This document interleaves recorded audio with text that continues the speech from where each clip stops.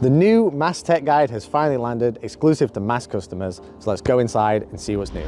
New NVR firmware means new MAST Tech Guide. The 5 Series NVRs can now run NVR Next, so what we have written here is a 100% human written guide going over all the new features that are in the NVR Next. We go through the sections such as tools and software, to get you up and running, to know what apps you're gonna need. We go through the recorder settings, basics, including time and date, exporting footage, password resets, everything you'd wanna do on the recorder side. We also go through camera and AI settings, so your IVS rules, SMD, smart dual light, face detection, how to set those up. Additionally, we've got the PTZs on there, the presets, the X-bands, how to get the auto tracking working with those, and also the intercoms, manual setup for the intercoms, how to set up a VTO and a VTH. We also have sections for our other brands. We have the Ajax side, so the app, the chime feature, doorbell, the NVR and the cameras, how to set up all those different product ranges. We have the networking side, so we've got our TP-Link, Tachyon solutions,